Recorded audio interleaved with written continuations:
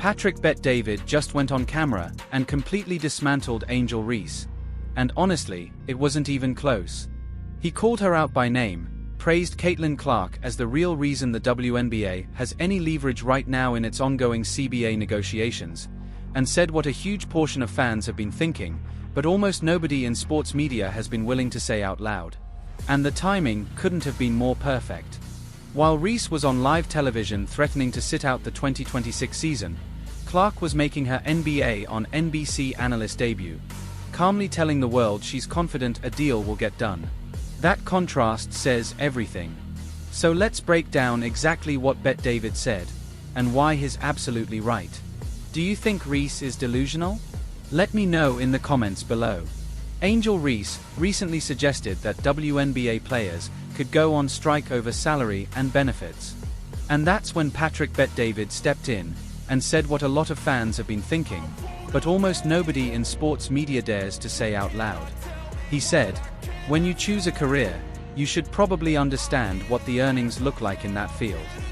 Then he went even further. "Every single one of you WNBA players better pray that Catln Clark doesn't get injured, because she's the one keeping your league afloat." That wasn't paraphrasing. That was his exact message. And here's why it hit differently. Bet-David isn't a beat reporter. He's not a league insider worried about losing access. He's a businessman. He calls things the way he sees them. So when he came directly at Reese, it landed harder than a typical sports tackle. He didn't stop there. He mocked her shooting struggles, joked about her missing layups, and even cracked that teaching Angel Reese to make layups is like teaching an old dog new tricks. It's probably not going to happen. Brutal. But beneath the jokes was a serious point. Reese went on live TV and floated the idea of sitting out the 2026 season like it was some kind of power move. Like she had personally built the leverage that made a strike threatening. And Bet-David basically asked, "Who do you think gave you that power?" Because it wasn't Reese. The attendance spikes. The record TV ratings. The new sponsorship money. The massive media rights deal. All of that has Catln Clark's fingerprints all over it. Clark didn't just change her team, she changed the entire league's economy. Reese has been very vocal about her low WNBA salary, revealing she earns about $74,000 per year, and saying on Instagram Live, "The WNBA doesn't pay my bills at all. I don't even think they pay one of my bills."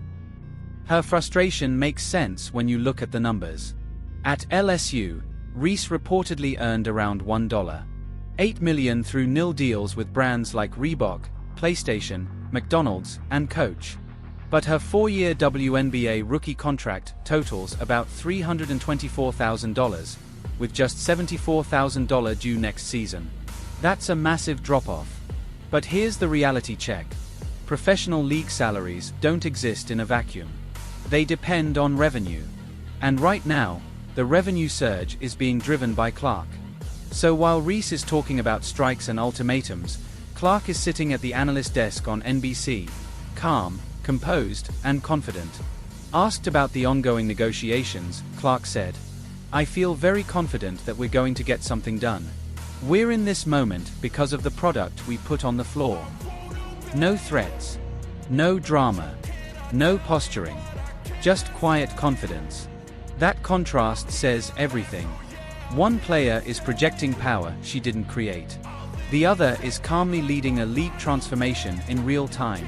And that's exactly why Bet-David's comments struck such a nerve. Because whether people like his tone or not, the core message about sitting out.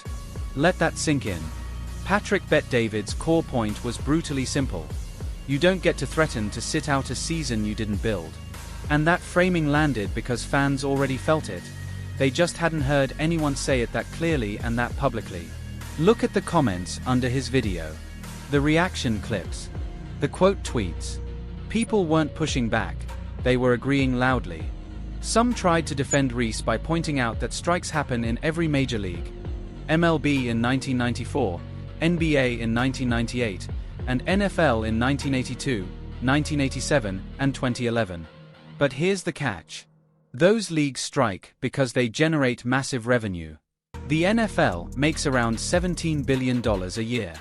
The NBA makes over $11 billion. MLB also makes around $11 billion. The NHL makes roughly $7 billion. The WNBA isn't in that category yet, and the only reason it's even moving in that direction is Catln Clark. Clark's analyst debut on NBC wasn't just good television. It sent a signal to sponsors, networks, and executives. This woman belongs in every room in sports. That's what marketability actually looks like. Reese's livestream sent the opposite message. It suggested that some players are more interested in threatening a walkout than in showing up and building momentum. Bet David also hit the jealousy angle, and that part is worth sitting with. Veterans in the league spent 2 full seasons doing everything they could to push Clark out of the spotlight she was actively building. And now those same players are standing in that spotlight and threatening to walk away from it. Fans noticed. Clark herself has handled the moment very differently. She said she doesn't like comparing the WNBA to the NBA, and that what the league is doing right now is incredible. She pointed to TV numbers, million-plus national broadcasts, a 4 million viewer All-Star game, league expansion, and increasing talent. Her message was simple. The league is growing, and the sky is the limit. The sentiment online has been almost unanimous. Fans are tired. Tired of watching Clark grow the league, build the audience, bring in the money, and then watch other players act like that momentum belongs to them?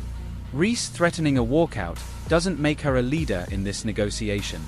It makes her someone who arrived after the heavy lifting was done and decided the leverage was hers to burn.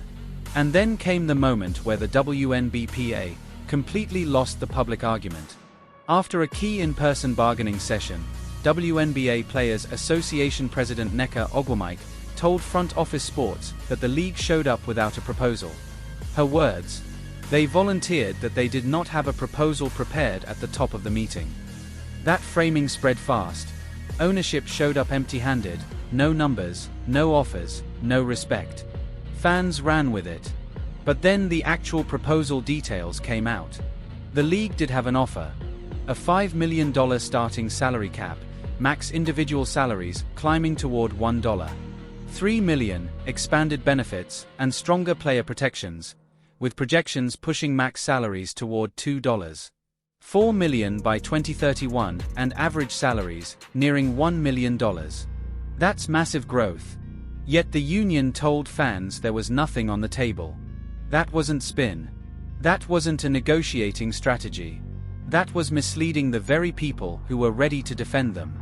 The union's counterposition reportedly demanded 30% of gross revenue at $10, $5 million starting cap, and $2. $5 million individual max salaries. That's a huge gap, and that's fine. That's negotiation. But instead of explaining the gap, they jumped straight to, "There is no offer," when there very clearly was. Picture this. The owners flew in. They sat at the table. They came with a written proposal. And the union went public, claiming they didn't. That moment shattered public trust. Because here's the truth fans now understand. Without Catln Clark, there is no leverage. No ratings surge. No billion-dollar media deal. No explosion in attendance. No national attention. No momentum. That's why Patrick Bet-David's comments struck such a nerve. Not because they were polite, but because they were brutally honest. And that's why the contrast between Reese and Clark right now is so stark. One is talking about walking out. The other is calmly leading a league into its most important era ever. And here's where things get even worse. 2 members of the Players Association's own executive committee, Kelsey Plum and Nafisa Collier, didn't even bother to show up in person for the single most important labor meeting in WNBA history. They dialed in on Zoom. Let that sink in. The owners flew in. They sat across the table. They came with a written proposal in hand. Meanwhile, 2 of the people responsible for leading the players' fight couldn't get on a plane. Travel issues, apparently. Almost there. 2 gates to go. This is what digging deep looks like. So you've got ownership physically present, and the union leadership calling in from laptop screens. And then the union goes public and says there was no offer. That's completely backwards. The side that didn't even show up in person is the one accusing the other side of not being serious. And fans noticed. People who were fully ready to support the players started checking the numbers when the real details leaked.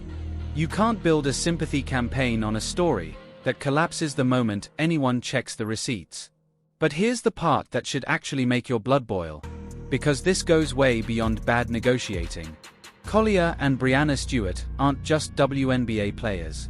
They are co-founders of Unrivaled, a 3-on-3 league that runs during the WNBA off-season. And here's the uncomfortable truth. Unrivaled's entire business model depends on WNBA players needing extra income. If WNBA salaries jump high enough that players become financially secure, why would they spend their off-season playing in a competing league? A richer WNBA is bad for Unrivaled's bottom line. That means Collier and Stewart have a direct financial incentive for WNBA salaries to stay lower. That's a massive conflict of interest.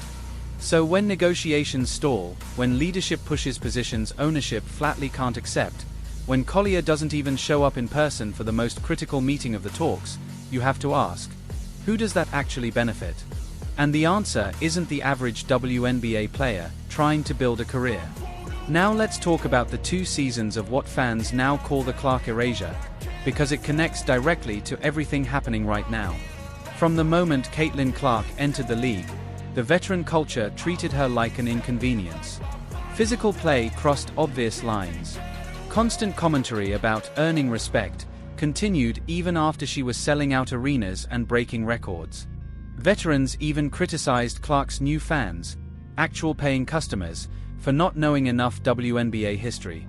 Before Clark arrived, average attendance sat around 6,000 fans per game.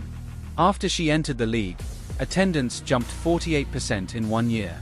Merchandise sales skyrocketed 601%.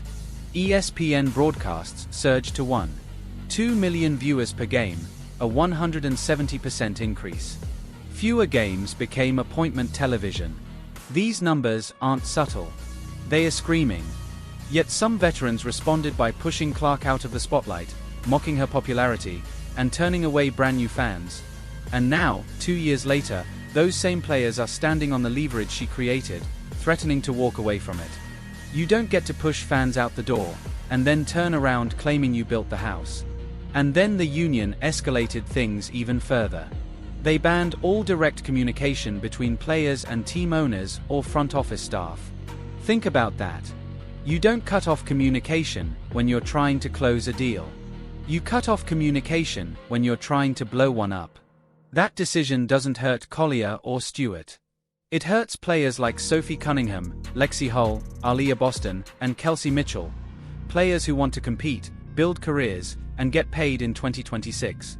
Their futures are being held hostage by leadership that may have personal financial reasons for negotiations to fail. Now contrast all of that with Clark's NBC analyst debut. She walked into one of the biggest sports broadcasts in the country like she belonged there. Because she does. Calm. Confident. Sharp. When asked about the CBA, she didn't threaten anyone. She didn't posture. She simply said she's confident a deal will get done. That was it. And in one segment, she did more to stabilize the league's public image than months of chaotic union messaging. Sponsors saw it. Networks saw it. Fans felt it. Then came the backlash. And this time, it was personal. Angel Reese's comment sections no longer look the way they did a year ago. Fans who were once neutral are now picking sides. And they're not landing on the side, threatening to sit out 2026. Players who criticized Clark and her fans early are now posting about labor negotiations and getting ratioed into oblivion. The internet kept receipts, and it is not being quiet about them. Patrick Bet-David didn't create this frustration. He simply gave it shape. Because the frustration fans feel isn't really about salary percentages or revenue splits. It's simpler than that. It's about watching someone threaten to burn down something they had no hand in building. Reese didn't fill those arenas. She didn't drive TV ratings. She didn't bring in sponsors. She didn't trigger billion-dollar media deals. Fans know that. So when she floats sitting out, it reads like someone cashing a check she didn't write. Now look at Indiana. Clark is running the offense. Boston dominating the paint. Hull locking down defenders. Mitchell attacking off the dribble. That's a product people want to watch. That's basketball that sells tickets, moves merchandise, and drives subscriptions. The contrast is impossible to ignore. Clark isn't the face of the league because she's flawless. She's the face because she's the only major star acting like the 2026 season actually matters. Like there are real people, teammates, fans, young players, who need this to work. The union leadership are fighting like they want a crisis. Clark is working like she wants a season. And here's the reality. The WNBA has lost roughly $40 million per year for decades. This league is still financially fragile. Threatening to blow up negotiations isn't bravery, it's recklessness. Clark didn't threaten anyone. She showed up. She did the work. And she told NBC the 2026 season is happening. So I'll ask again, do you think Reese is delusional, or just frustrated by reality?